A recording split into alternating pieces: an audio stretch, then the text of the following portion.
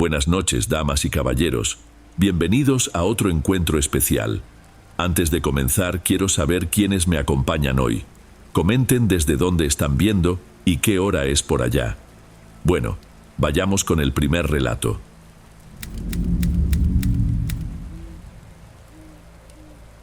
Buenas noches, Don. Me llamo Clara, y lo que voy a contar ahora cambió por completo el rumbo de mi vida. Antes de que todo sucediera, yo no creía en historias de fantasmas. De niña, mi abuela solía contarme leyendas sobre espíritus que rondaban casas antiguas, pero yo solo me reía, segura de que todo era invención. Sin embargo, hace poco más de un año, pasé por algo que sacudió por completo mi sentido de la realidad. Hoy, cuando recuerdo los detalles, es imposible no estremecerme. Mi abuela falleció después de mucho tiempo luchando contra una enfermedad degenerativa. Su ausencia fue un golpe enorme, y la casa, que antes tenía el sonido de sus pasos y olía a comida recién hecha, se volvió un lugar silencioso y sin color. Pasé semanas tratando de distraer mi mente con tareas sencillas, pero nada aliviaba la añoranza. Una tarde gris, regresando de la universidad con una bolsa de compras colgada del hombro, tuve una sensación extraña. Parecía que toda la colonia estaba en silencio. Cada paso mío resonaba sobre la acera. De pronto, noté una sombra parada frente a mi portón. Agarré las llaves con fuerza, intentando no mostrar miedo, pero por dentro estaba temblando. Al acercarme, la sombra desapareció con la misma rapidez con la que apareció. Entré al patio, miré alrededor y no vi nada. Traté de convencerme de que era fruto de la tristeza que sentía. Subí a mi cuarto pensando en darme un baño y sacarme esa impresión de la cabeza. Pero en cuanto abrí la puerta, sentí un vuelco en el estómago. En la mecedora que fue de mi abuela, la que estaba pegada a la pared, cerca de la ventana, había una sombra.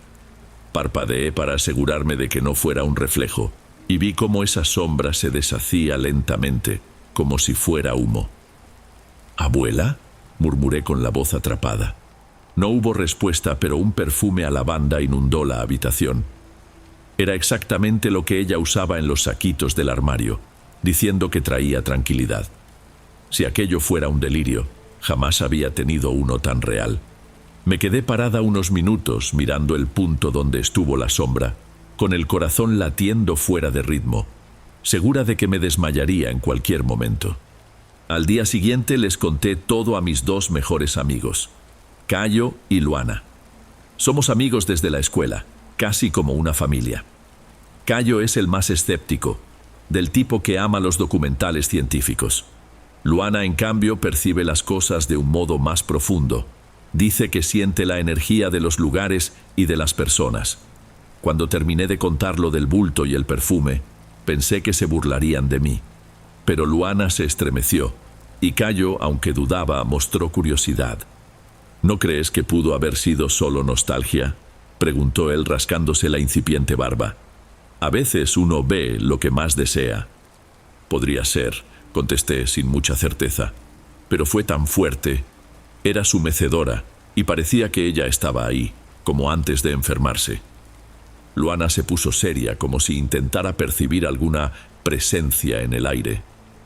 A veces quien amamos encuentra la forma de avisar que está en paz, dijo con voz suave. Pero si quieres tener certeza, podemos investigar. No tenía idea de que esa sugerencia sería el inicio de algo peligroso. Cayo, a quien le encantan los desafíos, aceptó de inmediato la historia de la investigación, aunque no creyera mucho en fantasmas. Luana, por supuesto, deseaba comprobar lo que sentía, y yo, mezclando ansiedad con una pizca de esperanza, pensé que tal vez lograría alguna señal más clara de mi abuela. La semana siguiente elegimos una noche en que mis padres estarían fuera para explorar la habitación que había sido de mi abuela. Llevamos una cámara sencilla y los celulares para grabar audio. Permanecimos en silencio un buen rato, escuchando cada crujido de la madera y el viento golpeando la ventana. Al principio no pasó nada, y Cayo se echó a reír por lo bajo. «Creo que tu abuela de verdad fue a descansar», soltó con un tono medio irónico. En ese instante algo se cayó detrás de nosotros. Volteamos y vimos un portarretratos en el suelo, el cristal roto en pedazos. Di un brinco del susto. Estaba bien firme en el estante, balbuceé recogiendo los fragmentos. No había motivo para que cayera. Luana iluminó la foto con su linterna. Era una imagen de mi abuela sonriendo. Parecía algún tipo de mensaje, pero no sabíamos qué significaba. El ambiente se puso tenso, y Cayo guardó silencio, claramente replanteándose su escepticismo. Ese fue el punto de partida de nuestra obsesión por lo sobrenatural. Comenzamos a investigar lugares de la ciudad, que no es muy grande, pero tampoco tan pequeña, donde había rumores de apariciones. Generalmente eran casas abandonadas o sitios marcados por inundaciones, quiebras o construcciones detenidas. Cada fin de semana planeábamos una nueva visita, armados con celulares, linternas y esa típica valentía ingenua de quien cree que nada malo va a suceder. Fue en esas andanzas que nos topamos con un antiguo sanatorio, abandonado desde hacía unos 40 años. Se decía que allí murieron muchos pacientes en condiciones precarias y que algo pesado rondaba los pasillos. También contaban que grupos sospechosos hacían rituales extraños ahí. Eso bastó para entusiasmar a Luana y para que Cayo se empeñara en demostrar que eran puras patrañas. Elegimos ir una noche de luna llena. Coincidió en nuestras agendas, pero ahora lo veo casi como una ironía. En cuanto cruzamos el portón, el aire se volvió más denso, como si el lugar tuviera una atmósfera propia y cargada. Las paredes estaban cubiertas de grafitis, algunos artísticos, otros simples garabatos. Sin ventanas, el viento recorría los pasillos generando un silbido constante. Me recuerda a las historias de mi abuela, comenté en voz baja, pero mucho más aterrador en persona. Luana frunció el ceño, abrazándose los brazos. ¿Ustedes también sienten esto?, susurró. Parece que hay un montón de voces hablando al mismo tiempo. Cayo puso los ojos en blanco, pero sin burla. Parecía más una forma de protegerse del miedo. Entramos a un área amplia, que posiblemente fue comedor o sala de convivencia. El suelo estaba lleno de escombros y cristales rotos. A cada paso, el crujido seco de los vidrios bajo nuestros pies. Avanzamos hasta toparnos con un pasillo largo y mal iluminado. Creo que es la sección psiquiátrica, aventuré.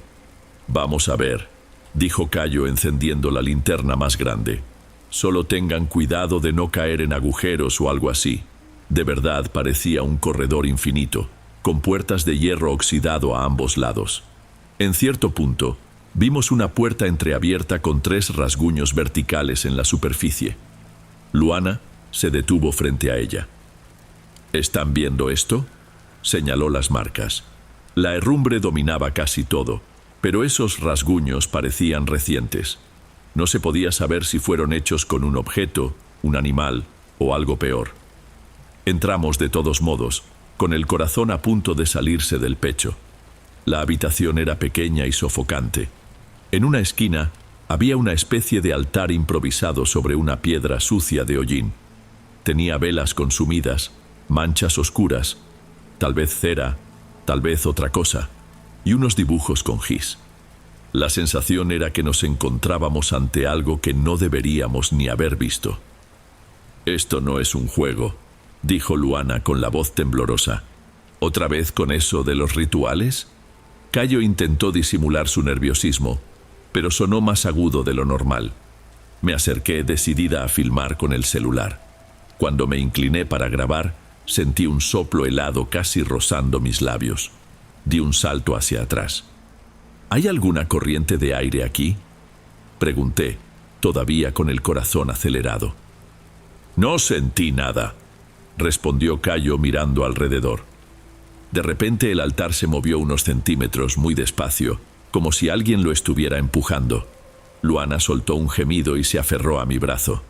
«Vámonos ya», pidió casi llorando. Cayo se acercó al altar empeñado en mantener su postura escéptica. En un acto imprudente, tomó un amuleto atado a un hilo de nylon. «¿Estás loco?», le reclamé. «No toques esas cosas». Él se encogió de hombros, pero se le notaba el temblor en las manos. «Solo quiero ver de qué se trata». dijo examinando el objeto. En ese mismo instante escuchamos un chasquido adentro y la linterna de Luana se apagó sola. La oscuridad pareció cobrar forma a nuestro alrededor. La linterna de Cayo titiló, casi fallando también. El silencio era tan profundo que podía oír mi propio corazón desbocado. De pronto, una ventolera helada invadió la sala, arrojando la puerta con fuerza contra la pared. ¡Corran!, gritó Luana sin pensarlo 2 veces. Salimos corriendo por el pasillo, palpando las paredes y esquivando escombros. Solo entonces noté que Cayo no iba conmigo. Me di la vuelta y apunté la linterna hacia atrás, pero solo vi sombras. Un pánico indescriptible se apoderó de mí. ¡Cayo!, grité casi llorando. Ninguna respuesta. Luana, aterrada, trató de jalarme para salir, pero no podía abandonar a mi amigo. Reuní el poco valor que me quedaba y regresé, paso a paso, hasta la habitación. Allí dentro, parecía que todo estaba consumido por una oscuridad que devoraba la luz de mi linterna. Intenté iluminar donde estaba el altar, pero no alcancé a ver nada. Entonces, oí un quejido ahogado a mi izquierda. Me guié por ese sonido, resbalándome en algo húmedo en el suelo, sin saber si era agua o algún resto de aquel ritual. «Cayo, ¿dónde estás? Háblame», suplicaba casi sin aliento. Escuché una respiración pesada. Seguí hasta que la linterna captó su silueta, acurrucado junto a la pared, con una expresión de horror indescriptible. Todavía sostenía el amuleto en la mano cerrada, pero el hilo estaba roto. «Suéltame», susurró como si luchara contra algo invisible. No vi nada, pero parecía inmovilizado. Corrí hacia él y lo agarré del brazo intentando ponerlo de pie. Luana llegó poco después, llorando desconsoladamente. Con mucho esfuerzo, arrastramos a Cayo hacia afuera, sin voltear atrás. Al cruzar la puerta principal del sanatorio, la sensación de asfixia cedió un poco, como si hubiéramos escapado de una pesadilla. Esa noche dejamos a Cayo en su casa. Estaba conmocionado, confuso, casi sin hablar, solo murmuraba disculpas. En los días siguientes, Luana y yo tratamos de visitarlo, pero su mamá nos dijo que él no quería ver a nadie. Comentó que pasaba horas encerrado en su cuarto, sin hablar ni comer casi. Como pensó que podía ser un duelo o una crisis de ansiedad, buscó ayuda psicológica, pero Cayo se rehusaba a salir o a recibir visitas. Nos angustiamos y sugerimos volver a hablar con él, pero su mamá nos pidió darle espacio. Creía que su hijo necesitaba tiempo para poner en orden la cabeza. Y fue en ese periodo cuando desapareció de nuestras vidas por completo. Pasaron 2 semanas sin noticias de Cayo. Le mandaba mensajes, lo llamaba, nada. En la 3ª semana, decidí aparecerme por sorpresa. La puerta estaba solo entornada y su mamá no estaba. Lo llamé mientras subía las escaleras, pero todo seguía en silencio. Abrí la puerta de su cuarto y sentí un nudo en el estómago. El cuarto estaba oscuro, vacío, y sobre el escritorio solo había una nota arrugada con pocas palabras. «No aguanto más, necesito volver allí». El corazón se me disparó. Corrí a contárselo a Luana y de inmediato entendimos que Cayo había regresado al sanatorio, tal vez atormentado por aquel objeto que tomó. Fuimos deprisa, rezando por hallar a nuestro amigo a salvo. Ya empezaba a anochecer cuando llegamos.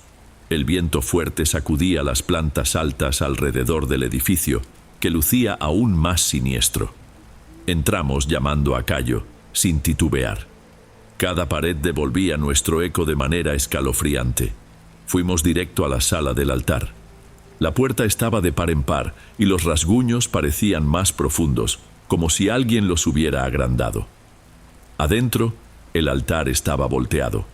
Había restos de velas que parecían haberse usado recientemente y un objeto metálico tirado en una esquina. «¡Cayo!», grité con la voz cortándose. Entonces vimos su gorra favorita rota en el piso. Luana la tomó, casi sin creerlo. Comenzamos a revisar el lugar hasta dar con otra puerta más pequeña, tal vez un pasillo de servicio o un sótano. La empujamos y bajamos unos escalones, llamando a Cayo a cada paso. Unos metros más adelante me paralicé.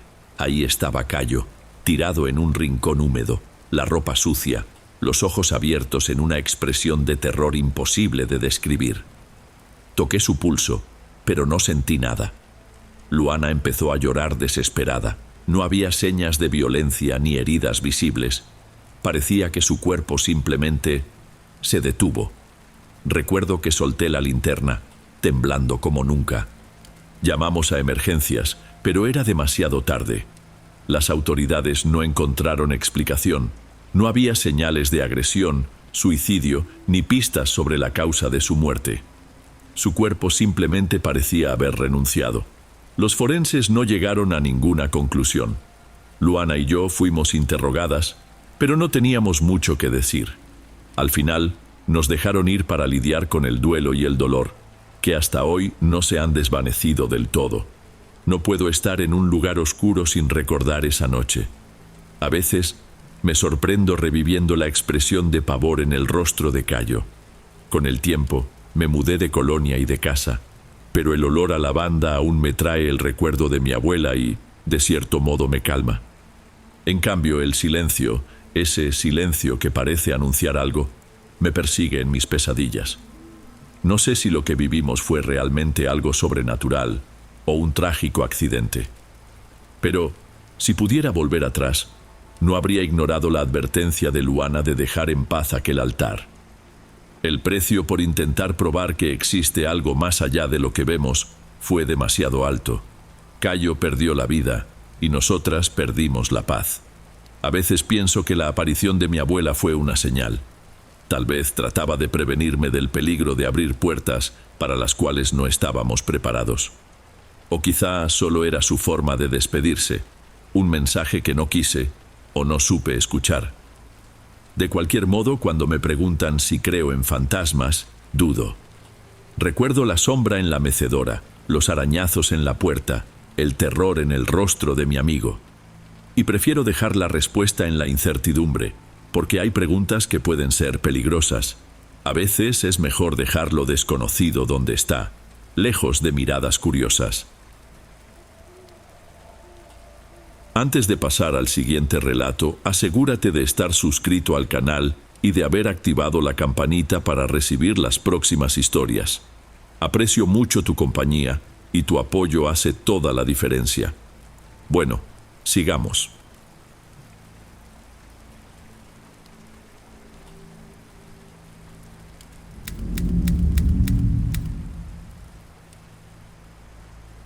Yo nunca fui muy creyente de promesas antiguas o rituales familiares, aunque crecí escuchando historias sobre misas, rosarios y velas encendidas en honor a los antepasados. Sin embargo, todo eso cambió hace poco más de 4 años, cuando mi mamá partió y me dejó un objeto que ella llamaba la protección de la familia. Solo quien ha pasado por un duelo profundo sabe cómo terminamos haciendo cosas que nunca imaginamos, ya sea para honrar la memoria de quien se fue o para sentirnos seguros en medio del caos. Es en ese punto que comienza lo extraño de los hechos que voy a contar.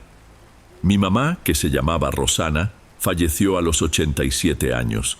Siempre fue una persona extremadamente devota, de esas que rezan antes de cada comida y encienden velas todos los domingos.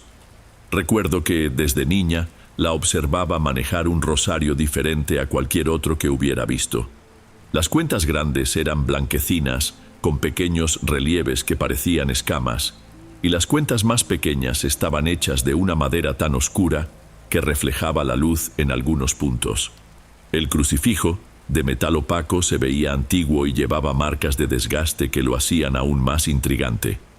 Mi mamá lo guardaba en un estuche de tela verde, ya algo rasgado en la parte superior, donde aparecían las iniciales GR, que según ella provenían de una antepasada por parte de mi abuela.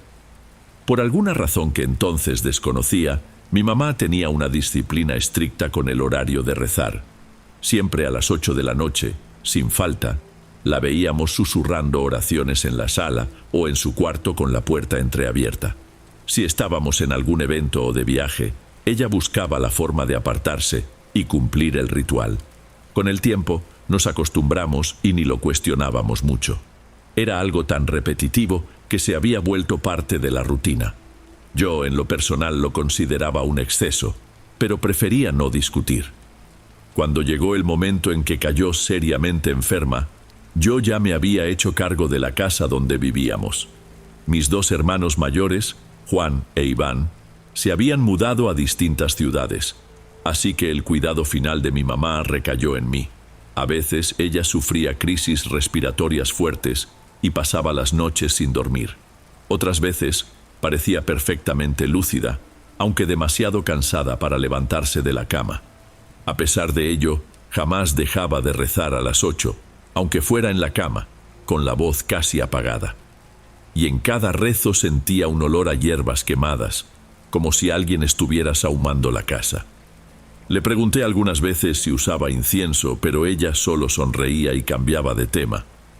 Fue en una de esas madrugadas, cuando ya estaba muy debilitada, que mi mamá me llamó a su cuarto. Me senté al borde de la cama y noté que sostenía el rosario. Las cuentas se enredaban entre sus dedos, y el crucifijo apenas se movía, atrapado en ese amasijo de fe y tiempo. Ella me miró a los ojos y, con mucha dificultad, pronunció: «Tienes que quedarte con él, a partir de ahora». Al decir eso, mi mamá abrió su mano temblorosa. Quise negarme. Argumenté que uno de mis hermanos, más religioso, podría cuidar mejor el objeto. Pero ella negó con la cabeza con firmeza.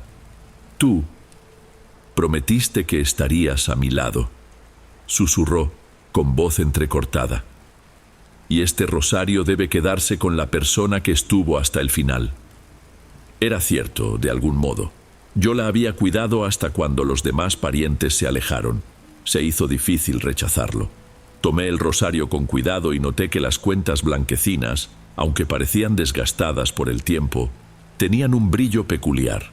Era como si reflejaran la pequeña lámpara de la mesita de noche con mucha intensidad. Mi mamá me pidió que rezara por ella ese día, a las 8, y por alguna razón sentí un escalofrío recorrer mi nuca. Parecía que ella presentía algo. «No importa dónde ni cómo», insistió. «A las 8 de la noche, todos los días». Asentí con la cabeza, aunque no tenía tanta fe. Por un tiempo pensé que solo era su forma de mantenerme atada a alguna tradición católica. Sin embargo, en el fondo había más que simple devoción, y lo descubrí poco después. Al día siguiente, a eso de las 7:30, mi mamá tuvo una recaída repentina. Llamamos a un médico que hacía visitas a domicilio, pero no pudo hacer gran cosa más que recetarle medicamentos para el dolor y calmarnos un poco. A las 8 en punto, ella ya estaba tan débil que apenas podía hablar. Aún así, sostuve el rosario, me arrodillé junto a su cama e intenté balbucear una oración. Sentí su mano apoyarse en mi espalda y soltó un largo suspiro, como si exhalara toda la vida que aún le quedaba. Fue la última vez que vi sus ojos abiertos. Mi mamá falleció poco después, dejando un vacío en la casa. La partida de alguien tan presente, que rezaba todos los días, que preparaba la comida de los domingos y que conversaba sobre cualquier tema, me dejó aturdida. Hubo que hacer trámites, preparar el velatorio, llamar a mis hermanos, avisar a los parientes lejanos y organizar el entierro. En medio de ese torbellino, olvidé por completo rezar a las 8 o incluso mirar el rosario. Lo dejé guardado en un cajón de la mesita de noche, el mismo donde mi mamá solía dejarlo. El velatorio se llevó a cabo en una capilla sencilla, cerca de un cementerio, y se extendió desde el anochecer hasta el día siguiente. Mientras el cuerpo permanecía expuesto, la gente llegaba para despedirse y darme el pésame. Un ambiente de tristeza y cansancio se fue instalando, pero también de alivio para quienes sabían cuánto había sufrido mi mamá en sus últimos días. La mayoría comentaba lo bondadosa que era, lo mucho que rezaba y cómo cuidaba cada detalle de la casa. Mis hermanos llegaron por la noche y tratamos de apoyarnos mutuamente, repartiéndonos las tareas de recibir a los familiares, firmar papeles y acomodar los arreglos florales con dedicatorias. Fue entonces cuando empecé a notar algo diferente. Precisamente a las 8 de la noche, mientras conversaba con una tía anciana, las lámparas de la capilla parpadearon 2 veces. Supuse que sería un problema de voltaje, pues estábamos en un lugar antiguo.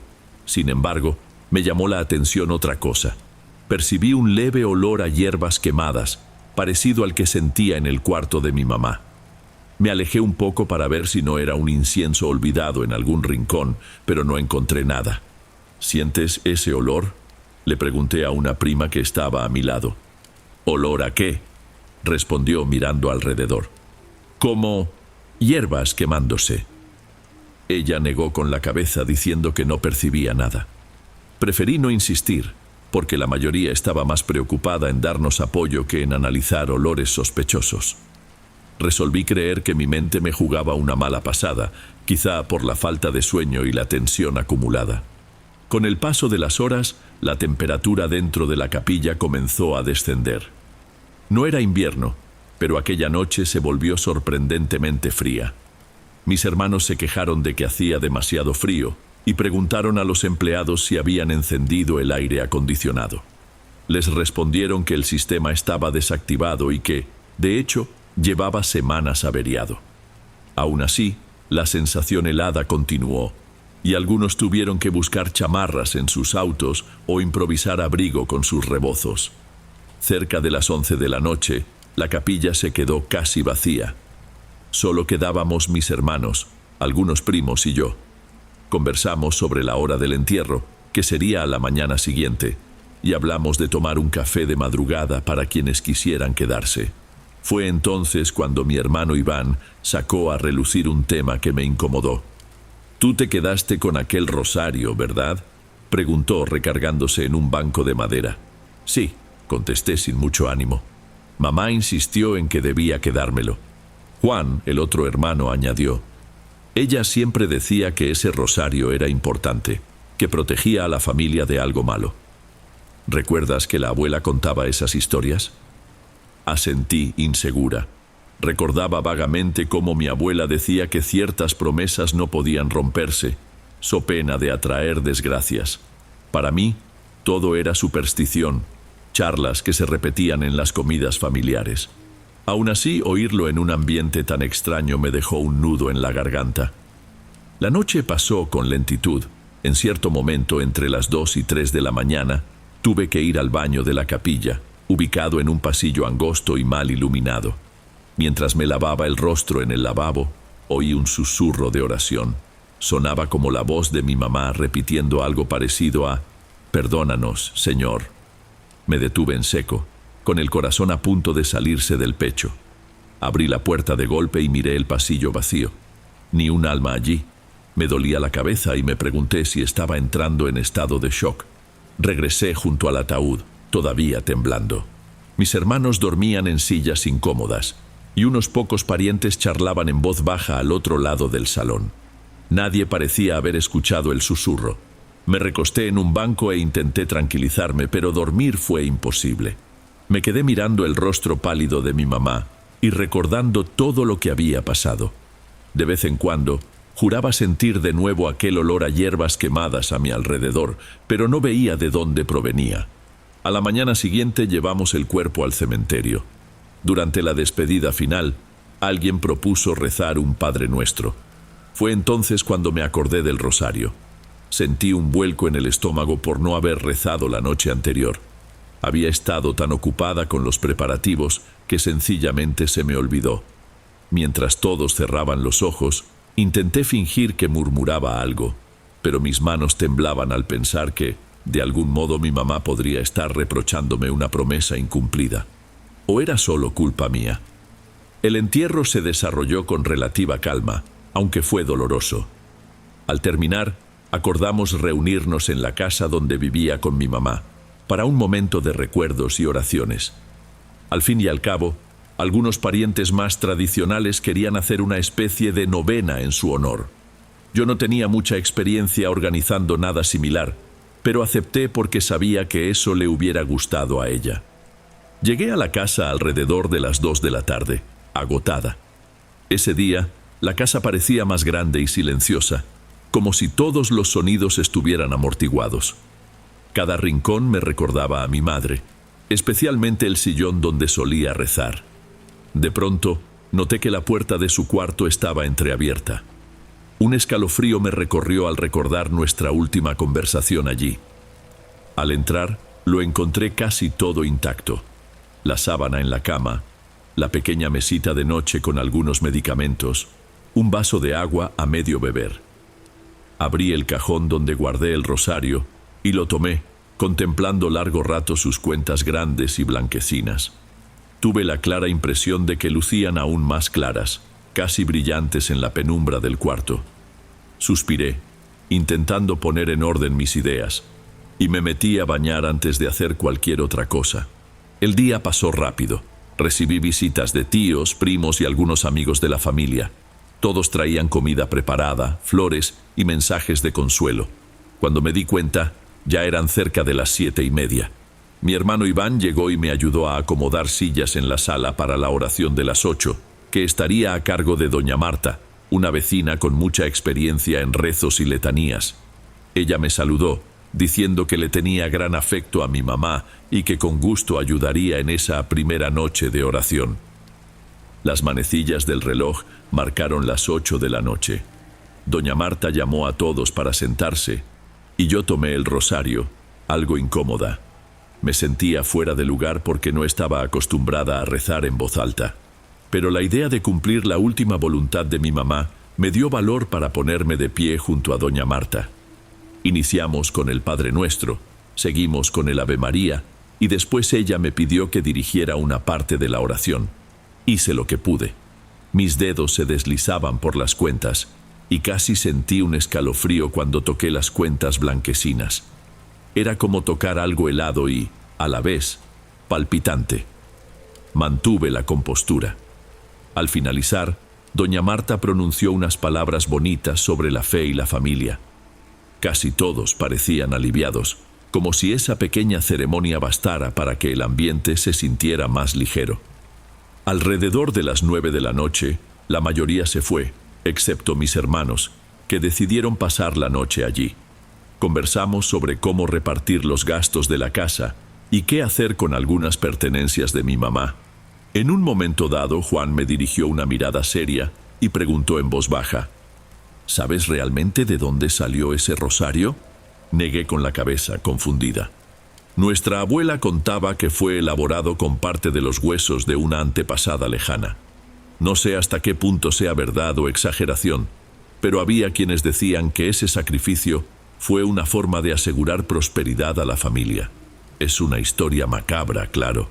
Durante mucho tiempo no pasó de ser un rumor. Guardé silencio. Sonaba tan absurdo. Al mismo tiempo, recordé las cuentas blanquecinas y su aspecto fuera de lo común. No parecían de cerámica, semilla o piedra. Podía ser resina, pero ¿por qué tenían ese brillo tan orgánico? Negué con la cabeza y me rehusé a seguir discutiendo el tema, queriendo creer que todo se limitaba a una fantasía. Esa madrugada nos fuimos a dormir. Mis hermanos se quedaron en un cuarto de huéspedes y yo regresé a mi vieja habitación en el piso de arriba. Apenas apagué la luz, sentí una inquietud profunda. Estuve dando vueltas en la cama, incapaz de conciliar el sueño. De pronto oí pasos en el pasillo. Pensé que sería alguno de mis hermanos, pero, al llamarlos, nadie respondió. Guardé silencio y contuve la respiración, notando que los pasos se acercaban hasta mi puerta para luego alejarse. Me levanté, giré la perilla y eché un vistazo al pasillo oscuro. Nada. Cerré la puerta con llave, intentando convencerme de que solo eran imaginaciones mías. A la mañana siguiente, que era el segundo día de la novena, quise asegurarme de que mis hermanos no hubieran caminado de madrugada. Juan me miró sin entender. Dormí como piedra, ni me levanté, creo que Iván tampoco. Iván asintió, diciendo que estaba demasiado cansado para deambular. Eso me preocupó, pero decidí no ahondar. Tenía que centrarme en los preparativos de otra noche de oración, así que fui al mercado a comprar pan, galletas y café para atender a quienes vendrían a rezar. En el camino vi el cielo nublado, a punto de soltar una tormenta. Eran poco más de las 5 de la tarde y la luz del día ya se ocultaba tras las nubes. Un desasosiego me invadió al recordar que el rosario seguía guardado en mi bolso. No quería sacarlo, temía que alguien lo viera o me preguntara. Sentía que, Mientras más pasaba el tiempo, más me alteraba ese objeto. Llegué a la casa hacia las 6:30 y mis hermanos me ayudaron a acomodar las sillas en la sala. A las 7:40 apareció de nuevo doña Marta, esta vez con una nieta, para iniciar la preparación del rezo. Unas 5 personas más llegaron, entre ellos un tío materno de edad avanzada, que cargaba en sus manos una vela blanca y gruesa. La colocó sobre la mesa de centro y explicó que se trataba de un símbolo de fe que solía usar su mamá, mi abuela. Agradecí, aunque sin comprender bien qué significaba en ese momento. Cuando el reloj marcó las 8, todos se persignaron. Tomé el rosario, pero reconozco que no sentía ninguna seguridad al rezar. Parte de mí todavía se resistía a creer que aquello fuera realmente necesario. Sin embargo, en cuanto comencé a acompañar las oraciones, sentí un hormigueo en mis dedos. El rosario se heló en mi palma, como si sostuviera un cubo de hielo. Estuve a punto de soltar un pequeño grito de sorpresa. Logré controlarme y me quedé inmóvil, repitiendo las palabras que doña Marta guiaba. Al terminar, una ráfaga de viento recorrió la casa, haciendo parpadear la vela blanca y casi apagándola. Todos se miraron con extrañeza, y doña Marta susurró algo como: ¿alguien abrió la ventana? Revisamos y todo seguía cerrado. La noche continuó y tras irse los demás, mis hermanos y yo nos quedamos platicando hasta tarde, tratando de romper ese ambiente tan raro. En cierto punto estábamos en la cocina cuando Iván comentó: la abuela decía que eso de las 8 no era casualidad, era la hora en que un antepasado nuestro habría hecho una promesa o pacto, no sé bien con qué, pero algo que requería oraciones diarias para que no cayera una maldición sobre nosotros. Juan añadió que quizá ese antepasado recurrió a algo oscuro para salvar a su esposa de una enfermedad mortal, y a cambio, tendría que asegurar que la familia rezara todos los días a la misma hora. Aquello me perturbó, pero traté de mantenerme escéptica. ¿De verdad creen en eso?, pregunté recogiendo los platos de la mesa. No sé si creer, dijo Juan frunciendo el ceño. Pero mamá siempre lo tomó muy en serio. Jamás dejó de rezar, aunque nunca nos explicara bien. Tenía sus razones. Aquello se quedó dando vueltas en mi cabeza. A medida que avanzaban los días de oración, comencé a tener pesadillas recurrentes. Soñaba que alguien me llamaba en mitad de la noche, susurrando mi nombre, y solo veía una sombra encapuchada que señalaba un reloj marcando las 8. Despertaba sobresaltada y empapada de sudor. Trataba de rezar sola, pero lo hacía de forma tan confusa y automática que dudaba que sirviera de algo. Al 5.º día de la muerte de mi mamá, tuve que atender asuntos pendientes del trabajo. Salí de casa cerca del mediodía y no terminé hasta las 7 de la noche. Estaba exhausta, todavía en duelo, y me preparé para manejar de regreso. Pensé que no llegaría a tiempo para rezar a las 8. A pesar de todo, mi primera reacción fue de incredulidad. No me voy a apresurar por eso, me dije. Pero, en cuanto fiché mi salida y tomé el elevador, sentí una extraña congoja. Era como si algo o alguien me vigilara. Al llegar al estacionamiento quedaba poca gente por ahí. Mientras caminaba hacia mi auto, escuché un eco de pasos que no coincidían con los míos. Apuré el paso y volví la mirada, pero no vi a nadie. Intenté mantener la calma. La luz era tenue, pero suficiente para confirmar que estaba sola. Aún así, los pasos parecían acompañarme a cada paso. Cuando alcancé el coche, casi tiré las llaves por los nervios. Entré, cerré la puerta y encendí el motor. Silencio total. Respiré hondo y pensé: tengo que rezar hoy de alguna manera. Sin embargo, el tráfico era intenso y acabé atascada en un embotellamiento en la avenida principal. Encendí la radio, intentando distraerme, y ni me di cuenta cuando el reloj del tablero marcó las 8. Solo lo noté después al revisar rápidamente el celular. Eran las 8:15. Un escalofrío recorrió mi cuerpo y sentí un dolor punzante en la nuca. Revisé el retrovisor. No había ningún auto demasiado cerca, pero juro que vi algo moverse en el asiento trasero por una fracción de segundo, como una forma grisácea. Me giré y no había nada. A esas alturas, estaba más asustada que nunca. Llegué a casa cerca de las 8:40. En cuanto me estacioné, vi por la ventana que algunas personas ya estaban rezando en la sala. Entré corriendo, y al encontrarme con todos, me disculpé por la demora. Doña Marta simplemente hizo una seña para que me uniera. Saqué el rosario de mi bolso con las manos temblorosas. Doña Marta me pidió que empezara el Ave María. Mientras hablaba, sentía las palabras salir con un peso enorme, como si mi propia voz quisiera apagarse. El hormigueo en mis dedos volvió con fuerza y estuve a punto de soltar el rosario. Al terminar les expliqué a mis hermanos que sentía una presencia extraña siguiéndome desde el estacionamiento. Me miraron con preocupación y se miraron entre ellos, pero no se burlaron. Era como si comprendieran que algo fuera de lo normal rondaba a nuestra familia. Juan sugirió que nunca dejara de rezar, aunque estuviera en la calle o en el trabajo. «No pierdes nada con parar un minuto y rezar en silencio», dijo. «No es cuestión de superstición, sino de honrar lo que mamá pedía. ¿Entiendes?» No respondí, pero asentí. Dentro de mí, un miedo creciente me decía que, si volvía a fallar, quizás sucedería algo peor. En las noches siguientes, continué con la oración diaria a las 8, muchas veces de forma improvisada. Si estaba en la calle, buscaba un rincón, tomaba el rosario y susurraba el Padre Nuestro y el Ave María. No me convertí en una persona particularmente religiosa, pero empecé a tomar aquel ritual como si mi vida dependiera de ello. Y en cierto modo, tal vez dependiera. Con cada rezo sentía menos perturbaciones. Dejó de escucharse gente caminando de noche por la casa, y ya no veía sombras en los espejos ni en el auto. Casi una semana después, mi tía abuela, que rara vez nos visitaba, vino a verme. Traía unos documentos antiguos que habían pertenecido a mi mamá, incluida una carta muy amarillenta con una caligrafía legible, aunque temblorosa. Parecía de mi bisabuela.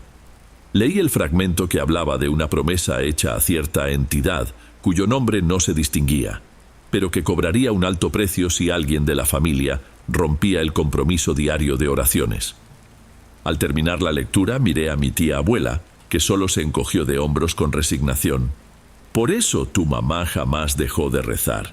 Desde la época de tus tatarabuelos, alguien de la familia asumía esa función. Si no siguen, ¿quién sabe lo que pueda pasar?» Tragué saliva.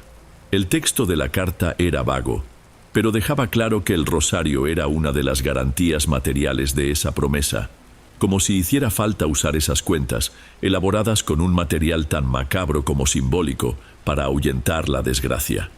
Guardé todo en un baúl en mi cuarto.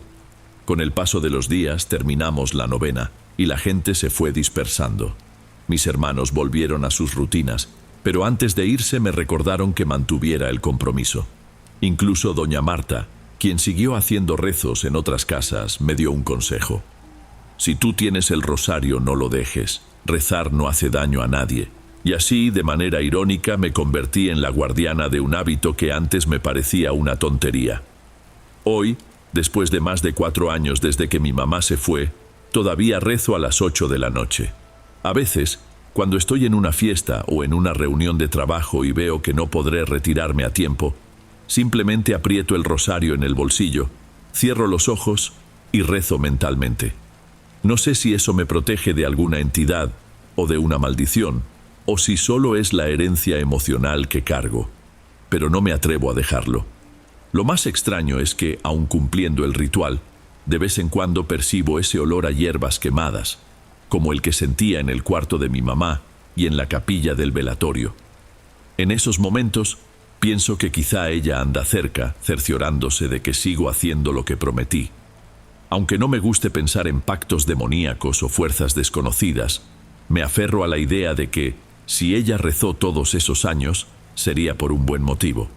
Y así, cada noche a las 8 en punto, sostengo el rosario y repito las oraciones tal como lo hacía mi mamá.